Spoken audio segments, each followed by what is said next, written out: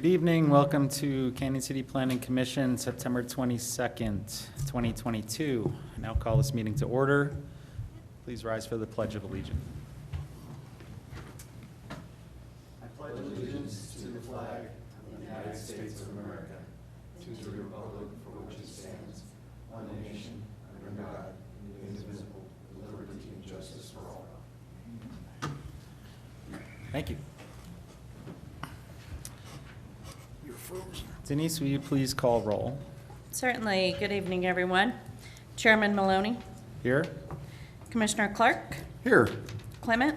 Here. Ledoux. Here. Moss. Souther. Here. Smith. Here. Thank you. Item number 2, approval of minutes, and I ask for approval of minutes from the June 26, 2022 regular meeting. Can I please have a motion and a second? Before that, were there any corrections or concerns? Can I please have a motion and a second? I'll make a motion Okay, to accept them. thank you. I'll second. Second. Further discussion? Denise, please call roll. Commissioner Souther. Aye.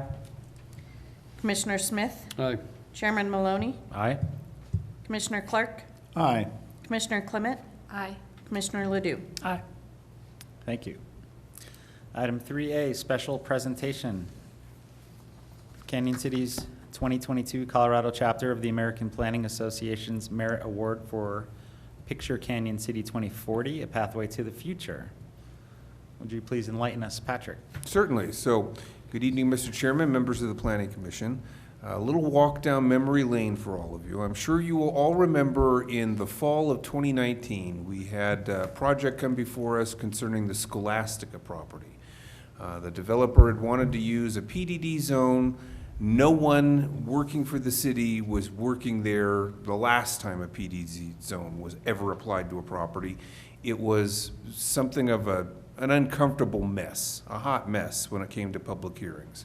And I think it was that more than anything that convinced all parties concerned we really needed to do something about our land use code. When even the city attorney takes a look at written provisions in the code and shrugs her shoulders and says, I have no idea what this means, you got a problem. At about the same time, after City Council and Planning Commission had worked kind of extensively on creating new riverfront zoning, I think council got the idea that, you know what, now may in fact be the time to work on doing an update to our comprehensive plan, since it was rapidly coming up on being 20 years out of date at that point. So council set aside a budget of $150 for this project, and then we also received a grant from the Colorado Department of Local Affairs to match that amount, giving us an overall budget of $300,000 for the project.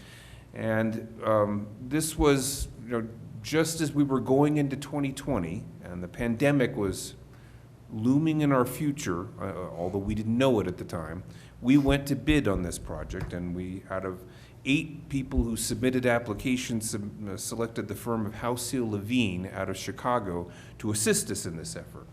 Now, I'm sure you will all recall the extensive public input that went into this process, how both Planning Commission and Council jointly went and reviewed iterations of chapters on all of this as it came in before you. This was a real challenge to get done, number one, during a pandemic when, meeting spaces were limited and we had to socially distance, and how do you get public input in an environment like that? And yet we achieved it. We used technology to help us with this. We did a design charrette over at the Abbey Event Center, all sorts of forums for public input, meetings in a box. We had surveys from the website. We had a social mapping function where people could basically post their stories about things they liked about Canyon City, maybe things they wanted to see changed. The only catch to all of this was, because of the DOLA grant, we had to have everything wrapped up in a year. It had to be finished, at least the comprehensive plan portion of it, before the end of the Colorado fiscal year, which is June 30th. So we had to wrap up by June 30th, 2021. That was another really serious challenge, because normally these things go over a couple of years, maybe even 5-year processes. But we did complete that. We got the comprehensive plan done in June, fully adopted by resolution by Planning Commission and Council. And then the UDC followed that a couple of months later in August with an effective date of September 1st, 2021 as our new land use code. After all of this, we began getting feedback that both documents were very user-friendly. They were very informational. They explained a lot about Canyon City. They certainly showed what the community's goals and aspirations were, which was kind of the point of the exercise. Earlier this year, in March, the Colorado chapter of the American Planning Association put out a call to anyone who wanted to submit projects for recognition. We, with Halcyon Levine, made a submittal for our Picture Canyon City 2040, A Pathway to the Future project, both the comprehensive plan and the UDC. We were in fact notified in June that we had been selected for a merit award. But the APA said, can you do us a favor and not announce this until the actual conference is upon us? Conference happens the last week of September every year, so that will be next week up in Vail. So we said, yes, we can agree not to make this public, but as we are now upon the conference, it's happening next week, we thought now would be the good time to make sure both Planning Commission and City Council were aware of this. So we made this presentation to Council Monday night, and Council adopted a proclamation in support of this. So tonight, we wanted to present this to Planning Commission since obviously you were an equal part in the overall review of the documents as they came in before us. This is a big deal for Canyon City. I think the people of Canyon City should be very proud. As far as I am aware, I don't believe Canyon City has ever received recognition for a planning effort that it undertook. So this is a big deal for us. Now, with all of that in place, one of the things that we were asked to provide, in addition to an article that we wrote, and I've worked with Christy Gotham, our public information officer, on putting together a social media push that will go out the first week of October after the APA conference is done. We were asked to prepare a short video about this project, this effort, what was going on, why it happened. Council saw this video Monday night, and I would now like to premiere it for Planning Commission this evening. So if I could ask Amber to pull up the video. We're going to Vail. Room and board? We're gonna be there on a Zoom call.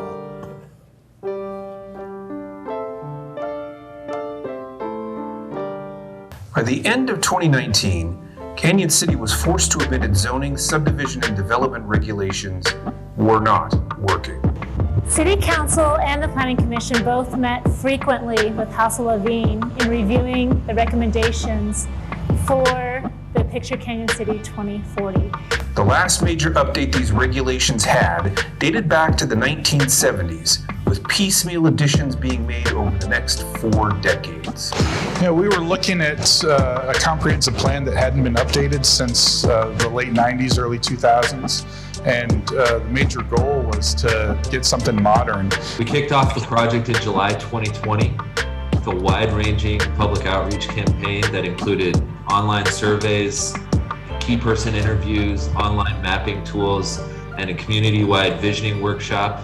It was important for the city to take a look at the projects that we had forward and where we wanted to take the community. The city's land use code was commonly referred to as having been Frankensteined into existence. We had been through a very tough development process with a developer, and it became very apparent to the city that our land use code was very old and kind of Frankenstein together over the years. So during that process, we also were able to recognize some issues with our Unified Development Code and an opportunity to take codes and just our municipal code in general that was really Frankensteined and just put together in lots of different segments. A change needed to be made, so council allocated a budget of $150,000 to address these needs. At the same time, Canyon City was awarded a grant from the Colorado Department of Local Affairs, commonly referred to as DOLA, that doubled the council budget allocation. But the terms of the DOLA grant required that work be completed by the end of the 2020-2021 fiscal year. Canyon City had a grant from the state of Colorado that had a strict deadline. And so that was the impetus for really working through this process with Hassel Levine. It was important for us to take a look at that and bring in a consultant to help us develop something that's more modern, that's going to meet the needs of the community. This was in early days of the pandemic, and we were able to work with the city and pivot the community outreach and conduct safe workshops and with real-time feedback from those attending both in person and virtually.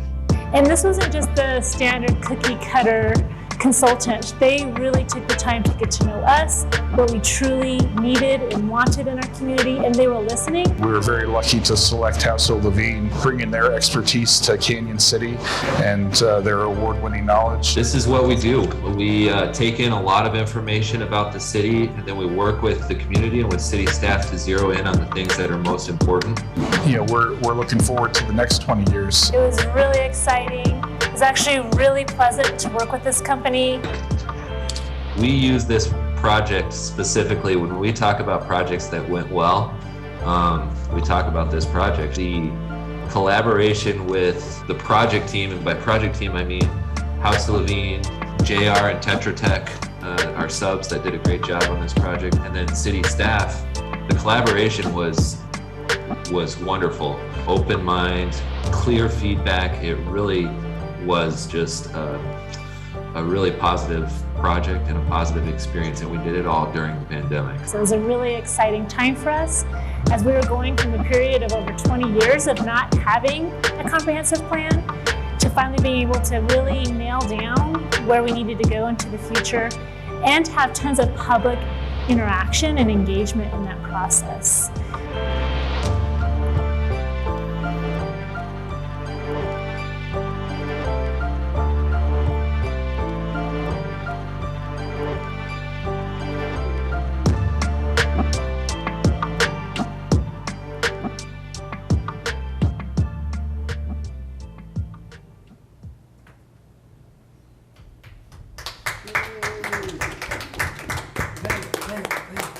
Who was the narrator? I have no idea where that talentless hack came from. So last week, Commissioner Souther stopped in here. He was taking care of getting his email conundrum fixed, as I think a couple of other Planning Commission members this evening are going to do as well. And he asked me, so what's happening as a result of this? How is this now being used? Before you this evening, you should all have a copy of this. This is the action matrix from the comprehensive plan. This is being used by council not only as a tool to begin assigning priorities to projects, but it's informing how budgetarily certain issues are being resolved. So we have, in fact, we were already under an RFP that unfortunately we had to withdraw to do Clock Tower Plaza, the bump outs at 3rd Street in Maine, and then design for 3rd Street as a complete street that was going to commingle funds from a couple of different grant sources.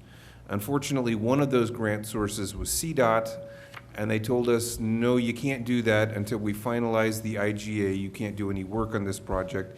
And the project that our grant is going to be for is a transportation master plan, not just specifically 3rd Street, although 3rd Street will be a part of it. We were hoping to get something of an economy of scale by doing these projects together. Well, it looks like we're not going to be able to do that. What we will have to do is separate out the Clock Tower Plaza project on its own. We have a budget allocation from council of $20,000 and a READY grant from DOLA for an additional $20,000 to begin work on the design for that space to make it a more actively used urban plaza space and what might go in there. That will involve some public input and projects. And my guess is we will probably get the RFP, the revised RFP, out on BidNet sometime in October. But we are going to be moving forward with that. That was one that was highly specified in the comprehensive plan. So these priorities are definitely things City Council has embraced and wants to move forward with. So with that presentation out of the way, I'm happy to answer any questions that Planning Commission may have. Well, I'm extremely impressed with all the work you guys did to get this award. So that being said, does anyone have any comments? Congratulations. Yeah, congratulations. Thank you. Actually, I think it's congratulations to all of Canyon City. Very true.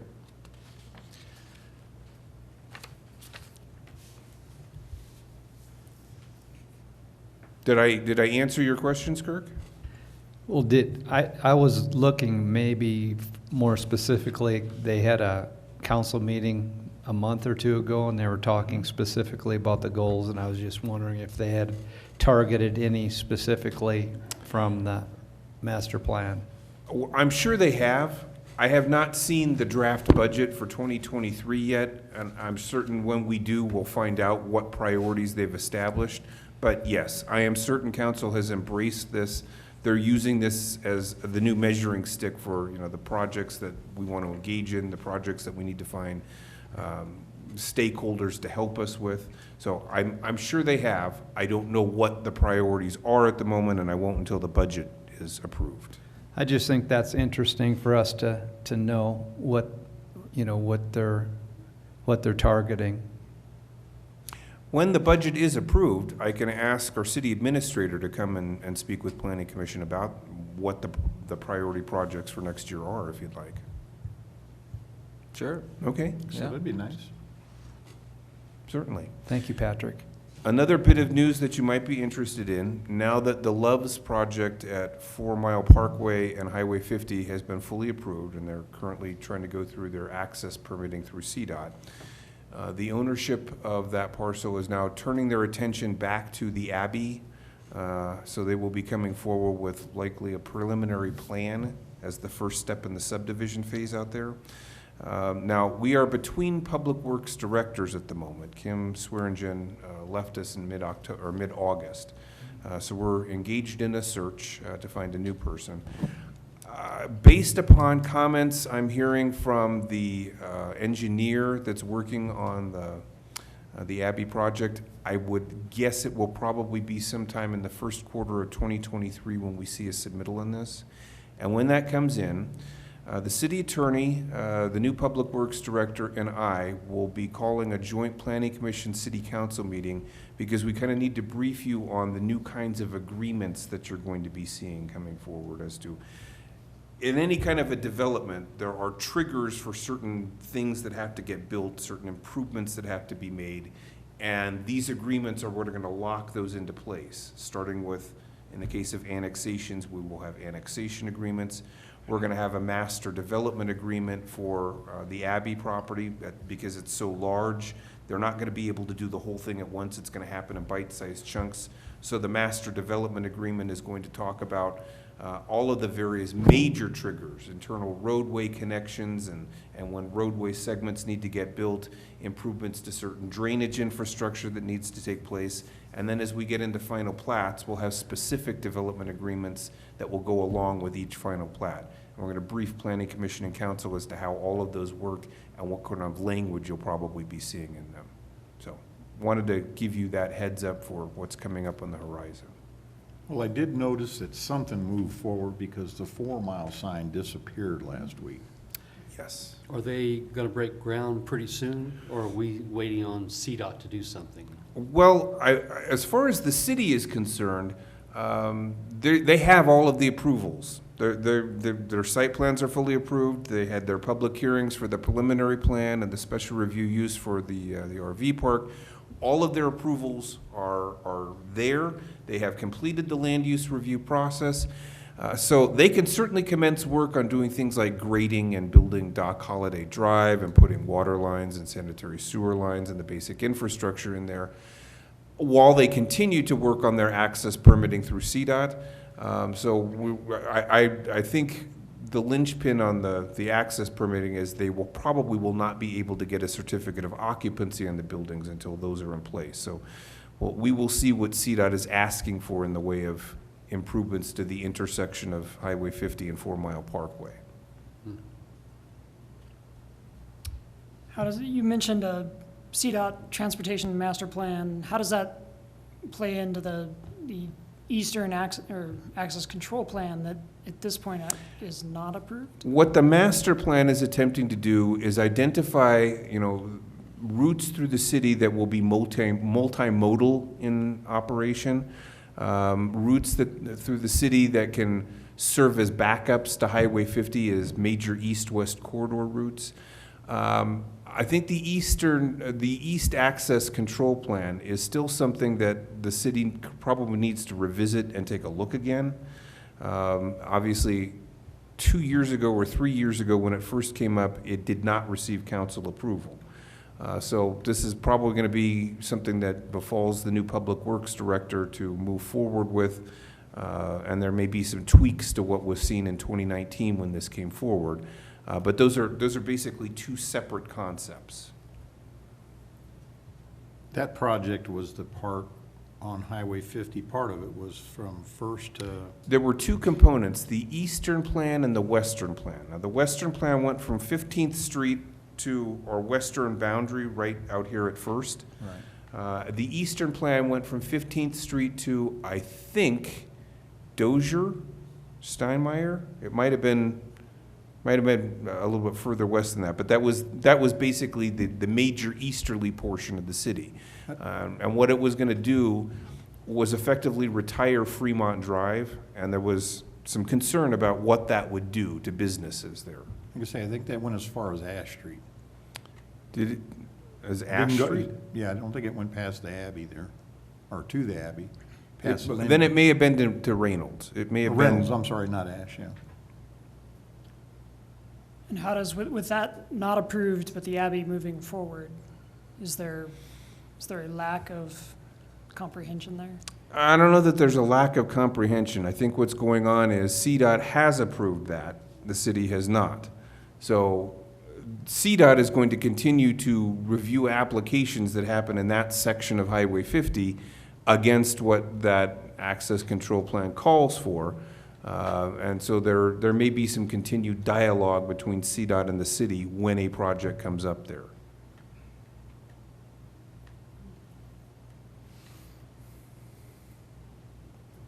All right. Thanks for the updates. Sure. And thank you for taking the time to get, Canyon City this award. We really appreciate it, I'm sure. Speaking for everyone. I would like to thank all of you for all of the time and involvement you had throughout the whole project over the course of the year, from summer of 2020 to the summer of 2021. That was a big commitment of time and a big ask, and staff really appreciates your efforts. All right. Well, thank you, everyone. Any other comments on the award or anything else we've been discussing? No. We have no public hearings tonight. Any other announcements or discussion items from commission? Will we be having a planning commission meeting next week? No, we will not have a planning commission meeting next week. We will have a planning commission meeting at our regular date and time in October. Okay. Anything else? No? Okay. Meeting adjourned. Thank you, everyone. Thank you.